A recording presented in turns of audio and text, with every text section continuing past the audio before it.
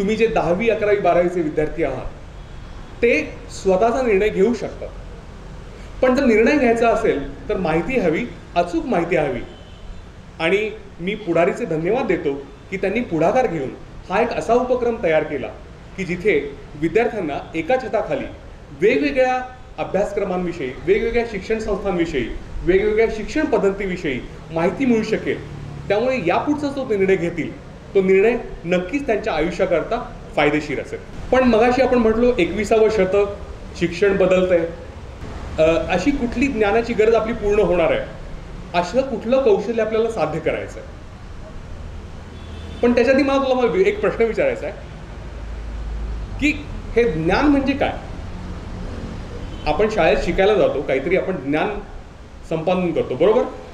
मग हे ज्ञान म्हणजे काय. शिक्षकांना शिकवायचं कसं हे शिकवतात, पण विद्यार्थ्यांना शिकायचं कसं हे शिकवत नाही. पण माझं एक असं व्यक्तिगत मत आहे की हे खूप गरजेचं आहे. आणि तुमच्यापैकी ज्यांना शक्य असेल त्यांनी कोर्सेरावरती डॉक्टर बार्बरा ओकलीनचा एक लर्निंग हाऊ टू लर्न नावाचा कोर्स आहे, तो जरूर करावा. आणि त्यात त्यांनी जी अभ्यासाविषयी टेक्निक सांगितलेली आहे ती वाचल्यानंतर, ती ऐकल्यानंतर, ती शिकल्यानंतर आत्तापर्यंतच्या ज्या तुमच्या संकल्पना आहेत त्या सगळ्या मोडीत निघतील. एखादी अडचण आहे, एखादी समस्या आहे, त्या समस्येचं निवारण करायचं असेल तर आत्तापर्यंत तुम्ही जे ज्ञान ग्रहण केले त्या ज्ञानाचा कसा उपयोग करता येईल याला आपण कौशल्य म्हणतो. तर थोडासा विचार करा की गेले 10-12 वर्ष जे आपण शिकलात त्यात ज्ञानाचा भाग किती होता आणि कौशल्याचा भाग किती होता. आपलं जे जीवन आहे ते फक्त पुस्तकांपुरतं सीमित आहे. हां, सायन्स सारख्या विषयांमध्ये आपण प्रयोगशाळेमध्ये जाऊन काही प्रयोग जरूर करतो, पण किती उत्सुक असतो आपण हे सगळं करण्यासाठी, ज्याला एक क्युरिओसिटी म्हणतात. किती क्युरिओसिटी असते आपल्यामध्ये या नवीन गोष्टी जाणून घेण्याची. आणि जे प्रयोग आपल्याला सांगितले त्या व्यतिरिक्त वेगळे प्रयोग आपण करून बघतो का, त्यातनं काही नवीन निर्माण करण्याचा प्रयत्न करतो का. कौशल्यांमध्ये पण वेगवेगळे प्रकार आहेत. काही कौशल्य ही तुमच्या बुद्धीशी जोडलेली असतात. तुम्ही विचार कसा करता, ठीक आहे, तुम्ही किती क्रिएटिव्ह आहात किंवा किती सर्जनशील आहात, ठीक आहे, किती वेगवेगळ्या पैलूतून तुम्ही एखाद्या गोष्टीला बघू शकता, हे आपण त्याला बौद्धिक क्षमता म्हणू किंवा बौद्धिक तुमचे जे कौशल्य ते म्हणू. आपण एक पद्धती आहे ती पद्धती आजमावतो. आपल्याकडे काही यंत्र असतात, काही तंत्र असतात, त्यांचा वापर करतो आणि त्यानुसार आपण काहीतरी मोजमाप करतो, काहीतरी शोधतो, काहीतरी घडवतो. त्याला आपण प्रॅक्टिकल नॉलेज म्हणतो आणि त्यातनं आपण काहीतरी शिकतो. आणि जर तुम्हाला व्यावसायिक बनायचं असेल, म्हणजे प्रोफेशनल बनायचं असेल, शब्द थोडासा अवघड आहे आणि व्यावसायिक शब्दामध्ये त्याचं खरा अर्थ आपल्याला समजत नाही. आपण पुढे जाऊन त्याच्यावरती पण थोडीशी चर्चा करू. आमच्या इथे इंडस्ट्रीबरोबर ज्याला इंडस्ट्री इंटरॅक्शन म्हणतो, उद्योगधंद्यातले लोक येत असतात, ते व्याख्यानं देतात, ते वेगवेगळे कार्यक्रम करतात, ते स्पर्धा घेतात, ते त्यांच्याकडचे प्रॉब्लेम आम्हाला सांगतात, आमचे विद्यार्थी त्याच्यावरती काम करतात. आमचे विद्यार्थी दरवर्षी इंटर्नशिपला जातात. पहिल्या वर्षी 2 महिने, दुसऱ्या वर्षी 2 महिने, शेवटच्या वर्षी जर तिसरं वर्ष असेल तर 6 महिने. म्हणजे 3 वर्षामध्ये 10 महिने म्हणजे ऑलमोस्ट 1 वर्ष तुम्ही इंटर्नशिप केलेली आहे. म्हणजे नोकरीत लागायच्या आधीच तुम्हाला 1 वर्ष कामाचा अनुभव मिळालेला आहे आणि तुम्हाला माहिती आहे की या इंडस्ट्रीमध्ये नक्की काय होतं. म्हणजे तुम्ही परत येऊन जिथे तुमची कमी आहे ती कमी पूर्ण करू शकता, त्याच्यावर तुम्ही जास्त लक्ष देऊ शकता. जे आमच्याकडे शिकवणारे आहेत ते इंडस्ट्रीमधनं आलेले आहेत. त्यांना इंडस्ट्रीचाही अनुभव आहे आणि अकॅडमिक्सचा पण अनुभव आहे. अशी लोक तिथे शिकवण्यासाठी आहेत, ठीक आहे. आणि महत्त्वाचं म्हणजे की तुम्हाला फक्त तंत्रज्ञानाचं शिक्षण दिलं जात नाही, ज्याला आपण सॉफ्ट स्किल्स म्हणतो. उभं कसं राहायचं, बोलायचं कसं, वागायचं कसं, चालायचं कसं, अगदी टाळ्याला गाठ कशी मारायची, कदाचित आपल्याला कोणी शिकवलं नसेल. मला तर नव्हतं कोणी शिकवलं. माझ्या पहिल्या नोकरीमध्ये माझ्या पहिल्यापासून मला शिकवलं की टाळ्याला गाठ कशी बांधतात. आणि मी ज्यावेळी कॅम्पस टू कॉर्पोरेटचं ट्रेनिंग घेतो त्यावेळी मी टाय बरोबर घेऊन जातो आणि मुलांना शिकवतो की टायची गाठ कशी बांधायची. मला MBA मध्ये सांगितलं होतं की काट्या चमच्यानं कसं खायचं असतं. ती पद्धत मी आज पण नाही विसरलो.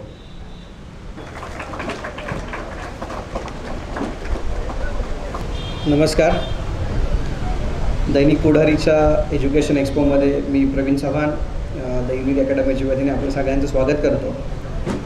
थोडंसं चॅलेंजिंग तुमच्यासाठी असणार आहे, कारण मागचा 1 तास तुम्ही एक व्याख्यान ऐकलेलं आहे आणि पुढचा साधारणतः 1 तास व्याख्यान तुम्हाला ऐकायचं आहे.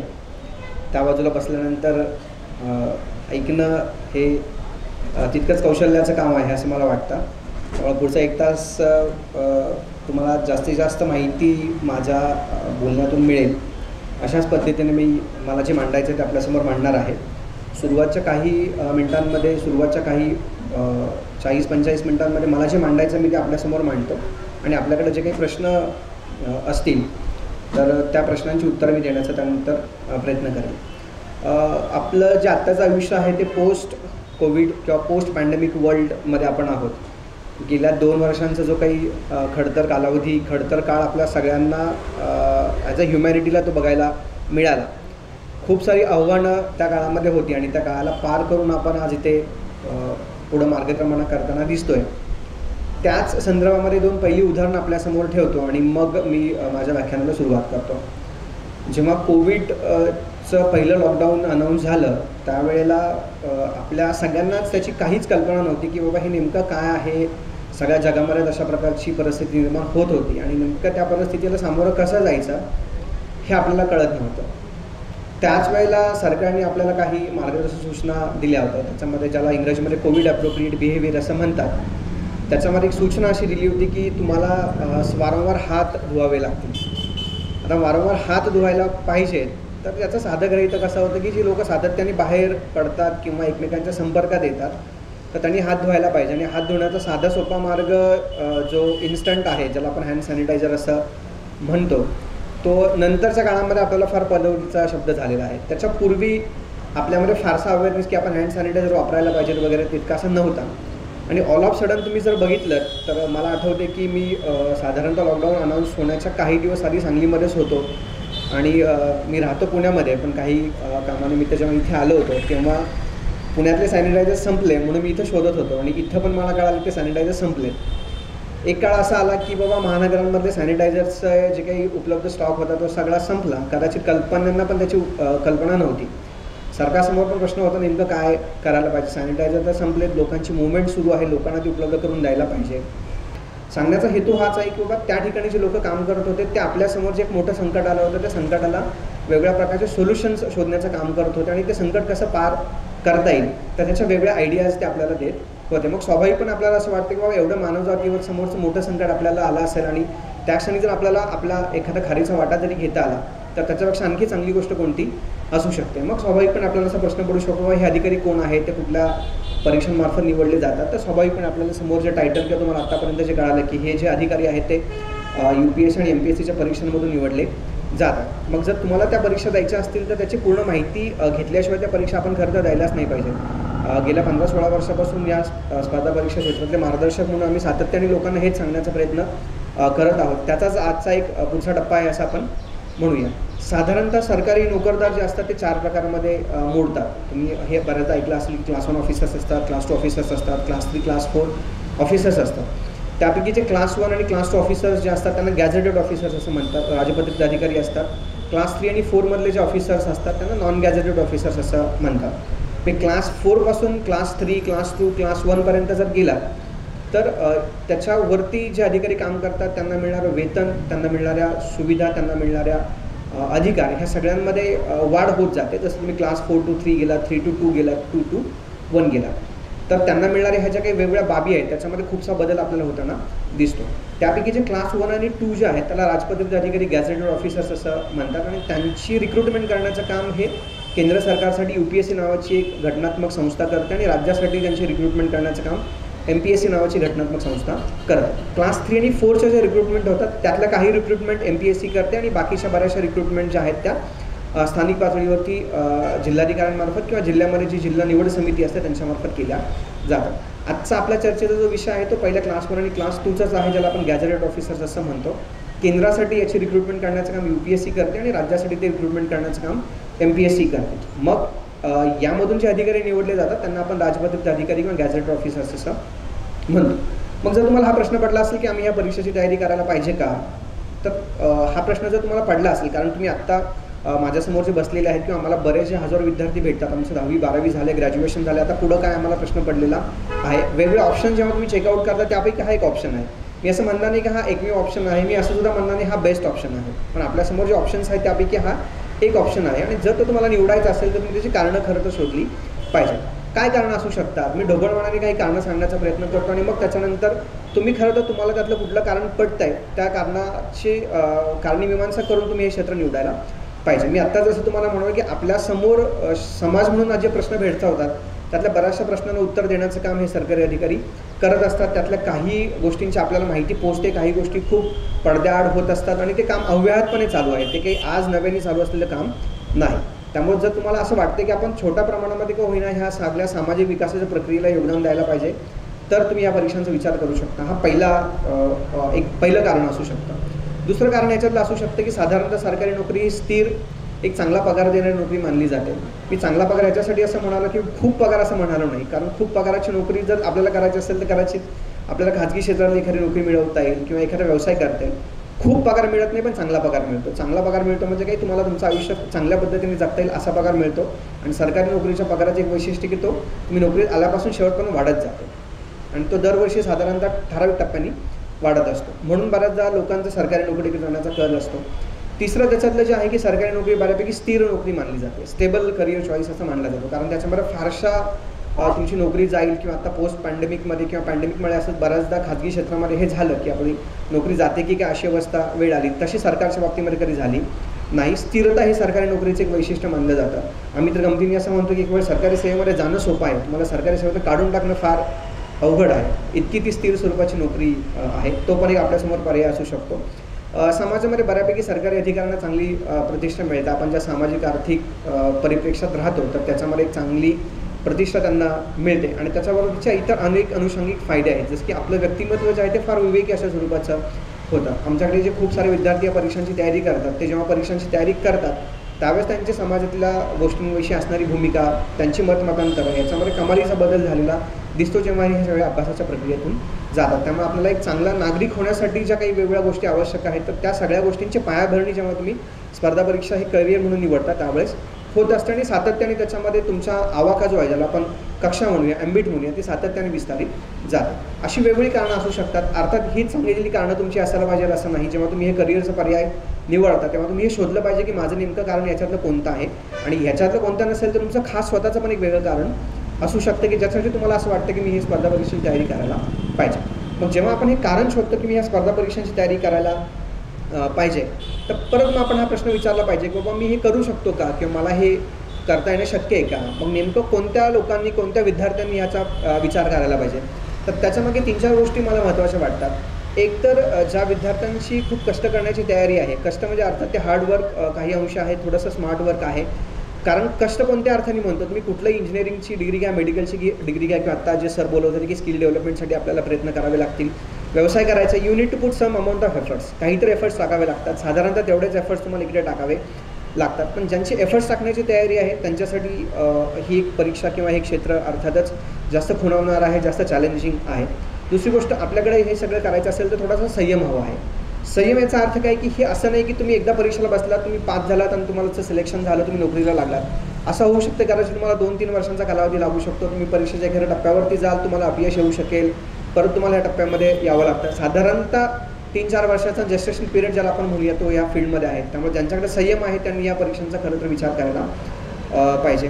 त्याचबरोबर ज्यांना असं वाटतं की मला काहीतरी कॉन्ट्रीब्यूट करायचं, I need to contribute someone. तुम्ही खाजगी क्षेत्रामध्ये जेव्हा जाता तेव्हा पण आपण समाजाच्या सामाजिक आर्थिक विकासाला योगदान देत असतो. खरं ते योगदान वेगळ्या प्रतलामधलं आहे, हे योगदान वेगळ्या प्रतलामधलं आहे. जर तुम्हाला असं वाटत असेल की बाबा मला खरंच काहीतरी योगदान द्यायचं आहे तर त्यांच्यासाठी देखील हा करिअरचा एक उत्तम पर्याय आहे असं मला वाटतं. मग जेव्हा तुम्ही स्वतः हा प्रश्न स्वतःला विचारता की बाबा मला हे का करायचं आहे, ह्या प्रश्नाचं उत्तर जेव्हा तुम्ही शोधता त्यावेळेस तुम्ही ह्याचं पण उत्तर शोधायला पाहिजे की बाबा मला नक्की ते कोणत्या कारणासाठी करायचं आहे, त्याबरोबर मी हे करू शकणार आहे का, किंबहुना आपण असं म्हणूया की कोणत्या विद्यार्थ्यांनी त्याची तयारी करायला पाहिजे. मग जेव्हा आपल्याला ह्या दोन्ही प्रश्नांची उत्तरं सापडतात त्यावेळी मग आपला स्वाभाविक प्रश्न असा समोर येतो की आपण आता नेमक्या ह्या परीक्षांची तयारी कशी करायला पाहिजे. मी आत्ता गेल्या 8-10 दिवसामध्ये बघितलं तर UPSCच्या जेव्हा 2021च्या परीक्षेचा निकाल लागला, पहिल्या 3 मुली त्या आलेल्या आहेत, ऑल इंडिया रँक 1, 2 आणि 3. आणि साधारणतः तुम्ही त्यांचं एज जर बघितलं तर साधारणतः 25च्या आत बाहेर त्या विद्यार्थी आहेत. 25पेक्षा जास्त वय असणारे देखील विद्यार्थी ॲस्पायरंट याच्यामध्ये सिलेक्ट होतात, नाही असं नाही. परंतु तुम्ही गेल्या 3-4 वर्षामध्ये बघितलं तर एक जे ग्रॅज्युएट होतात आणि साधारणतः 1-2 वर्ष परीक्षांची तयारी करतात, अशा अर्ली कॅच दॅम यंग ज्याला म्हटलं जातं, तर अशा विद्यार्थ्यांचं ह्या परीक्षांमध्ये प्रमाण वाढताना दिसतं. मग जेव्हा आपल्याला ह्या परीक्षांची तयारी करायची आहे तेव्हा ती नेमकी कधीपासून सुरू करायला पाहिजे असा जेव्हा प्रश्न पडतो, त्याचं पहिलं उत्तर मी आपल्याला देईल की ह्याची तयारी आपण खरं तर ग्रॅज्युएशनपासून करायला पाहिजे. ग्रॅज्युएशनला जेव्हा तुम्ही जात आहात, आता तुम्ही कुठलं ग्रॅज्युएशन घेत आहे देखील तितकंच महत्त्वाचं आहे. आणि ग्रॅज्युएशनमध्ये ह्या परीक्षांची तयारी करणं हे तितकं चॅलेंजिंग टास्क आहे, ज्याच्यामध्ये खरं तर आपण सविस्तर बोलू शकतो. परंतु ग्रॅज्युएशनमध्ये असताना याची तयारी सुरू करायला पाहिजे. तर तुम्ही म्हणाल सर ग्रॅज्युएशनमध्ये असताना आम्ही जेव्हा कॉलेजची तयारी करतोय, कॉलेजच्या एक्झाम्स आहेत, मग याची तयारी खरं तर कशी करायला पाहिजे. कॉलेजमध्ये जेव्हा तुम्ही जाता की आमच्याकडे जे विद्यार्थी द युनिक अकॅडमी पुणे इथे येतात की सर आम्ही कॉलेजला आहोत आणि या परीक्षांची तयारी करायला पाहिजे, काही पुस्तकं वाचायला आम्ही त्यांना सांगतो. ती पुस्तकं त्यांना आत्ताही वाचायची आहे, 4 वर्षांनी देखील वाचायची आहेत. पुस्तकं वाचणं हे तितकंच महत्त्वाचं आहे, परंतु ती पुस्तकं कौशल्याने वाचणं खूप महत्त्वाचं आहे. कारण जर तुम्हाला ही परीक्षा पास व्हायची असेल तर फक्त वाचणं उपयोगाचं नाही, तर तुम्हाला अनेक कौशल्य मिळवावी लागतात आणि त्या कौशल्यांचं उपयोजन करावं लागतं, ते कौशल्य वापरावी लागतात. आत्ता सर जे बोलत होते की आपल्याकडे खरं तर कौशल्य असायला पाहिजे. टाय कसा बांधायचा, आपण खायचं कसं, जेव्हा तुम्ही इंडियन फॉरेन सर्व्हिसमध्ये निवडलं जातं तेव्हा देखील ह्या सगळ्या गोष्टींचं खरं तर तिथं प्रात्यक्षिक देऊन तुम्हाला ह्या सगळ्या गोष्टी शिकवल्या जातात. कारण तुम्ही फॉरेन सर्व्हिसमध्ये जेव्हा जाता UPSCच्या सिव्हिल सर्व्हिसेसच्या माध्यमातून, तेव्हा तुम्ही देशाला रिप्रेझेंट करत असतात. त्यामुळे तुमच्याकडे जेव्हा बघितलं जातं तेव्हा भारत या नात्याने बघितलं जातं. तुम्हाला तशा प्रकारचा प्रोटोकॉल त्या ठिकाणी दिला जातो. मग हे जे स्किल्स आहेत हे जसे शेवटच्या क्षणाला आपल्याला उपयोगी पडतात, तसं अभ्यासामध्ये देखील खूप सारे स्किल्स उपयोगाला पडतात. मे बी बऱ्याचदा आपण शाळांमध्ये शिकतो त्यावेळेस इंग्रजीची आपल्याला समस्या जाणवते, कदाचित आपल्याला चांगलं लिहिता येत नसतं, कदाचित आपल्या हस्ताक्षराची समस्या असू शकते, कदाचित आपल्याला हव्या त्या गोष्टी कमीत कमी शब्दांमध्ये मांडता येत नाहीत, वाचनाचा स्पीड असू शकतो.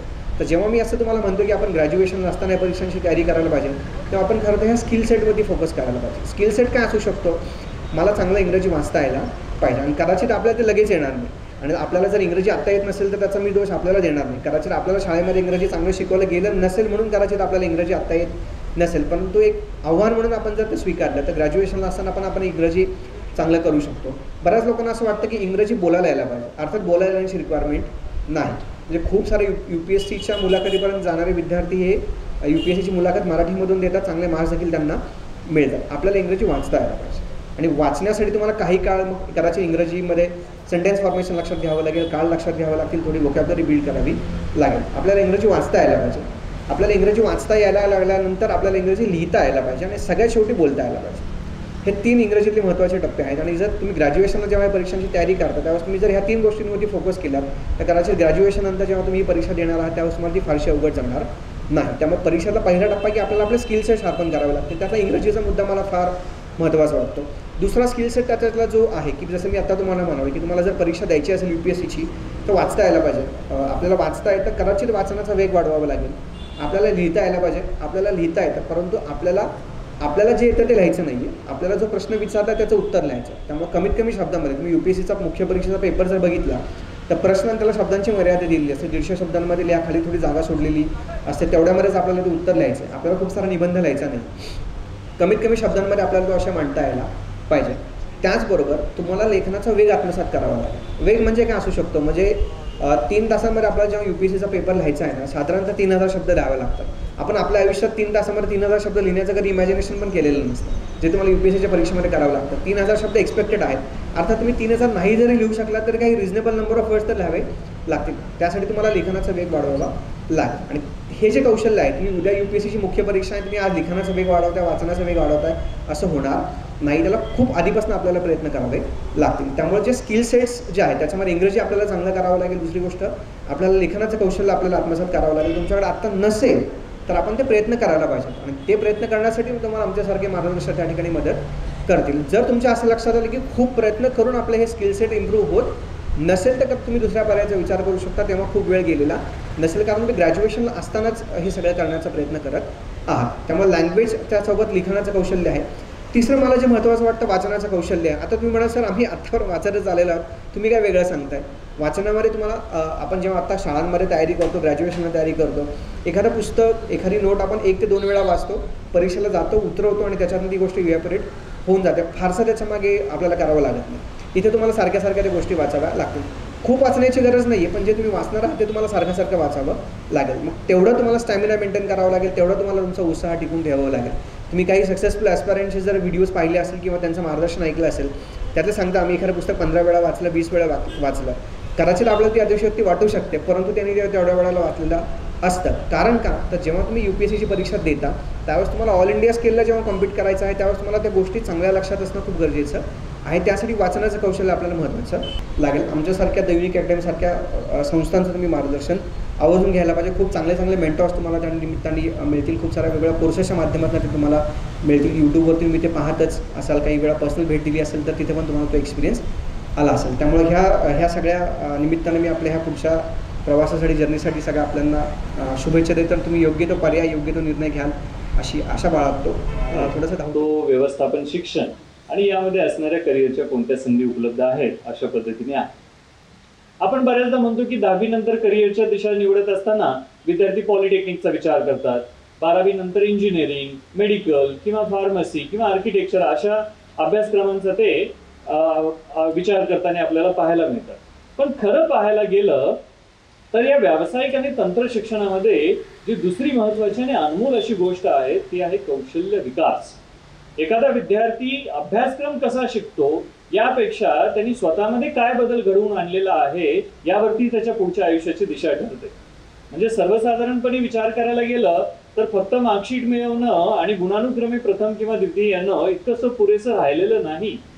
एखादा विद्यार्थी कशा पद्धतीने स्किल डेव्हलप करून स्वतःची नवी प्रतिमा जगासमोर मांडतो या गोष्टीला अनन्यसाधारण महत्त्व प्राप्त झालेलं आहे. म्हणून आजचा जो व्याख्यानाचा आपण विषय निवडलेला आहे, अर्थातच यामध्ये आपण माहिती घेणार आहे की कशा पद्धतीने व्यावसायिक शिक्षणाच्या अनेक संधी आपल्या समोर उपलब्ध आहेत आणि हे व्यावसायिक शिक्षण कसं घ्यावं आणि ते पूर्ण झाल्यानंतर नोकरीच्या कोणत्या आपल्याकडे काय आहेत सुविधा किंवा तुम्ही म्हणाल की संधी उपलब्ध आहेत या प्रकारचा उहापोह आपण आजच्या काही मिनिटांच्या कालावधीमध्ये करणार आहे. आपल्याला माहिती आहे की व्यावसायिक शिक्षणामध्ये सर्वात महत्त्वाचा आणि प्रामुख्याने नावाजलेला आणि जगामध्ये सगळ्यात जास्त मागणी असणारा जो अभ्यासक्रम आपण पाहतो तो आहे मास्टर ऑफ बिझनेस ॲडमिनिस्ट्रेशन. आपल्या सगळ्यांना ज्यांनी ग्रॅज्युएशन आता शिकता आहेत किंवा ग्रॅज्युएशनच्या 3ऱ्या वर्षामध्ये आहेत किंवा पास झालेले आहेत अशा सगळ्या विद्यार्थ्यांना माहिती आहे का MBA ही जगामध्ये सर्वाधिक मागणी असणारी एक अत्यंत प्रभावशाली अशा प्रकारची पदवी मानली जाते. पण बहुतांशी वेळेला विद्यार्थ्यांचा याकडे बघण्याचा दृष्टिकोन हा वेगळा असल्या कारणाने ती प्रगती साधता येत नाही जी जगाकडून ती अपेक्षित केलेली आहे. आपण म्हणतो की MBA झालं की खूप चांगल्या नोकरीच्या संधी आपल्याला उपलब्ध आहे, MBA झालं म्हणजे खूप चांगल्या गलेलट्ट पगाराची नोकरी मिळेल आणि मग कॉर्पोरेट क्षेत्रामध्ये असं खरं पण आहे. आपल्याला माहिती आहे का, एका सर्वेनुसार अंदाजानुसार असं सांगितलं जातं की जगभरातल्या मोठमोठ्या कंपन्यांमध्ये, प्रोफेशनल कॉर्पोरेट कंपन्यांमध्ये 70% जे संचालक पदावरती काम करणारी लोक आहेत ही MBA क्वालिफाईड आहेत. MBA पदवीधर असणारी लोक या सगळ्या मल्टीनॅशनल कॉर्पोरेट कंपन्यांच्या उच्च पदस्थ अधिकाऱ्यांची भूमिका इथे बजावताना आपल्याला पाहायला मिळतात. आता आपण देखील जसं की सांगली किंवा सांगली परिसरातील गावामधून आपण आलेले विद्यार्थी आहेत. आपण या ग्रामीण भागातून येत असताना देखील आपल्याला माहिती आहे की आत्ताच्या जगामध्ये, आत्ताच्या घडीला मागणी असणाऱ्या कोर्सेसमध्ये तंत्र शिक्षणाला अनन्यसाधारण महत्त्व आहे, व्यावसायिक शिक्षणाला महत्त्व आहे. म्हणून मग 10वी नंतर विद्यार्थी आर्ट्स आणि कॉमर्स न करता 11वी 12वी तो पॉलिटेक्निकला प्रवेश घेण्याचा विचार करतो. बहुतांशी वेळेला 12वी उत्तीर्ण झालेला विद्यार्थी फक्त आर्ट्स कॉमर्स सायन्सचा विचार नाही करत. आता अर्थातच स्पर्धा परीक्षांच्या मार्फत आपलं यश संपादन करू पाहणारे विद्यार्थी हे कन्व्हेन्शनल ब्रँचेसला देखील ऍडमिशन घेतात. म्हणजे पारंपरिक शिक्षण तेही अवलंबतात, जसं आर्ट्स असेल, कॉमर्स असेल, सायन्स असेल. पण बहुतांशी विद्यार्थी मी म्हणतोय की हे व्यावसायिक आणि तंत्र शिक्षणाकडे जातात. जसं 12वी नंतर CETची परीक्षा उत्तीर्ण झाल्यानंतर तुम्हाला मेडिकलला प्रवेश घेण्याचा पर्याय उपलब्ध असतो, त्याच पद्धतीने इंजिनिअरिंग, मोठ्या पगाराच्या नोकऱ्या, शिवाय स्वतःचं करिअर करण्याची संधी देणारं एक क्षेत्र म्हणून आर्किटेक्चरकडे पाहिलं जातं. बहुतांशी वेळेला आम्ही पाहतो की MBAला प्रवेश घेणारे विद्यार्थी हे इंटर्नशिपला ज्या वेळेला जातात त्यावेळेला ते इंटर्नशिप ज्या पद्धतीने करणं अपेक्षित आहे त्या पद्धतीने न करता काही थोडा कालावधी हा टाइमपासच्या स्वरूपामध्ये व्यतीत करतात आणि मग त्यांनी केलेलं जे प्रोजेक्ट वर्क असतं, त्यांनी केलेलं जे इंटर्नशिपचं काम असतं हे तितक्या दर्जाचं नसतं. सर्वसाधारणपणे इंटर्नशिप केलेला विद्यार्थी हा 60 दिवस किंवा 2 महिने 3 महिन्याच्या कालावधीसाठी ऑर्गनायझेशनमध्ये राहिलेला असतो. असा राहिलेला विद्यार्थी त्याला ऑर्गनायझेशन मधलं वर्किंग एन्व्हायरमेंट समजलेलं असतं. या अंतिम टप्प्यामध्ये मी पुनश्च एकदा सर्व पालक आणि विद्यार्थी वर्गाला त्यांच्या विद्याशाखा निवडण्यासाठी, महाविद्यालय निवडण्यासाठी खूप साऱ्या शुभेच्छा देतो. आणि पुढारी एज्युकेशनचा हा जो स्तुत्य उपक्रम आहे त्यालाही मी पुन्हा एकदा म्हणेल की अधिक पालक वर्ग आणि विद्यार्थी वर्गाने इथे येऊन ते महाविद्यालयाचे स्टॉल्स व्हिजिट दिले पाहिजे, वेगवेगळ्या अभ्यासक्रमांविषयीची माहिती मिळवली पाहिजे. आणि अपुऱ्या ज्ञानाच्या आधारावरती घेतलेला निर्णय हा बऱ्याचदा चुकतो हे आपल्याला नेहमी माहिती आहे. आणि मग अशा पद्धतीने संपूर्ण ज्ञान आपण जमा करावं, संपूर्ण माहिती जमा करावी आणि तदनंतरच आपल्याला आवश्यक असणाऱ्या, आपल्याला इच्छुक असणाऱ्या विद्याशाखेमध्ये प्रवेश घ्यावा, अशा प्रकारची मी विनंती करतो. पुढारीच्या या उपक्रमाला पुन्हा एकदा शुभेच्छा देतो. सर्व विद्यार्थी आणि पालक वर्गांना शुभेच्छा देतो आणि मी आपल्या सर्वांची रजा घेतो. धन्यवाद. जय हिंद, जय महाराष्ट्र. जोरदार टाळ्या. ना हम जब भी बोलते हैं, हम बोलते हैं कि हम एनिमेशन सेक्टर से आए हैं यहाँ पे, बट सिर्फ एनिमेशन नहीं होता है. एनिमेशन के साथ साथ ग्राफिक डिज़ाइनिंग होता है, 3D होता है, 3D के बाद 2D एनिमेशन आता है, 3D एनिमेशन आता है, VFX आता है. ना ये जो VFX है वो बहुत ही बड़ी इंडस्ट्री है. जितने भी मूवीज़ आप देखते हो बिना VFX के कुछ भी नहीं है. आज के टाइम पे एक मूवी बनने के लिए 4 महीने का टाइम लगता है. 4 months is more than enough. मैं बाहुबली जैसी मूवी की बात नहीं कर रहा हूँ, मैं KGF मूवी की जैसी बात नहीं कर रहा हूँ. ये सब मूवी में दिख करके आता है कि हमने 3D में कुछ बुल बनाए हैं, सांड बनाए हैं जिससे हीरो लड़ता है, वो समझ में आ जाता है. मैं बात कर रहा हूँ कबीर सिंह जैसी मूवी पे या जर्सी जैसी मूवी पे, जहाँ पे आप 10 बार भी मूवी को देखोगे आपको समझ में नहीं आएगा कि कहाँ पे 3D यूज़ हुआ है, कहाँ पे VFX यूज़ हुआ है. मगर 4 महीने में मूवी बन रही है. पहले के टाइम में ये सेम टाइम होता था 2 साल, एवरेज अगर निकालूँ तो कोई मूवी को 3 साल भी लग जाते थे. तो आज के टाइम पे मेरे पास 20 महीने का प्रॉफिट है. 20 महीने कैसे क्या हो गए? 2 साल यानी कि 24 महीने. आज के टाइम पे मूवी बन रही है 4 महीने में, राइट.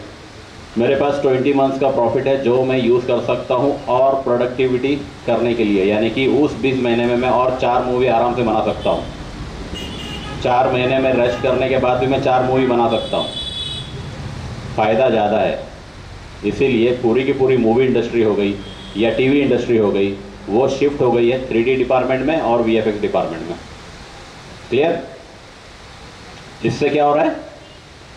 हमारी इंडस्ट्री को ग्रोथ मिल रहा है. अभी लॉकडाउन आया था, राइट. लॉकडाउन गया, थैंक गॉड चला गया लॉकडाउन, राइट. लॉकडाउन रहता तो आज का इवेंट नहीं होता था, राइट. तो लॉकडाउन आया गया मगर इस इंडस्ट्री को कुछ इफ़ेक्ट नहीं किया लॉकडाउन ने. बाकी दूसरी इंडस्ट्री पूरी हिल गई. लॉकडाउन में मैंने बच्चों को जॉब दिया है, बच्चे घर पे काम कर रहे थे. और लॉकडाउन में जितनी कमाई हमारी इंडस्ट्री ने की है, किसी इंडस्ट्री ने नहीं की है. End now government is also approaching toward this industry. तो मोदी जी का आप लोगों ने ऐड देखा होगा, AVGC को वो प्रमोट कर रहे हैं. Now what is AVGC? Animation, visual effects, gaming और कॉमिक. गवर्नमेंट खुद अप्रोच कर रहा है कि इसमें ह्यूज अपॉर्चुनिटीज़ है करियर बनाने के. मैं सिर्फ आपको गाइड करूंगा कि आप इस फील्ड में करियर कैसे बना सकते हो, राइट. आगे का डिसीजन आपका है. ओके. तो we are here since 14 years. और आज के डेट में अगर आप गूगल करके भी देखोगे फ्रेमबॉक्स क्या है, फ्रेमबॉक्स आपको टॉप पे ही मिलेगा. रीज़न, जितने भी बच्चे आते हैं एडमिशन के लिए 12वीं के बाद हम BSc देते हैं, आपका डायरेक्टली ग्रेजुएशन होता है इस फील्ड में. 10th के बाद आप डिप्लोमा कर सकते हो. जितने भी बच्चों ने BSc किया है, डिप्लोमा किया है, उन सभी को जॉब मिला हुआ है. आज सभी अच्छा कर रहे हैं. कुछ स्टूडेंट तो इतना अच्छा कर रहे हैं कि उनकी सैलरी मुझसे ज़्यादा है. बट अच्छी बात यह है कि वो आज भी मुझको सर बोलते हैं, राइट.